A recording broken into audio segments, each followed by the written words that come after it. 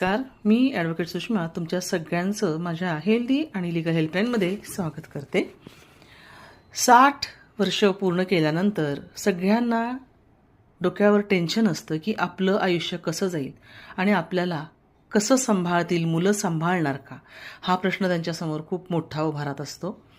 त्यांना असं वाटत असतं की आपण आपलं पुढचं आयुष्य कसं जगायचं, उद्या आपले हातपाय चालण्याचे झाले तर कसं करायचं, काय करायचं, हा संपूर्ण प्रश्न त्यांच्यासमोर उभा राहतो. परंतु यामध्ये घाबरण्यासारखं असं काहीच नाही.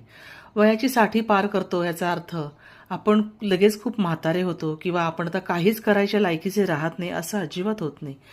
बऱ्याच गोष्टी अशा आहेत आपल्या आयुष्यामध्ये की ज्या आपण करू शकतो आणि 60 नंतर सुद्धा सुंदर आणि छान सुखद आयुष्य जगू शकतो.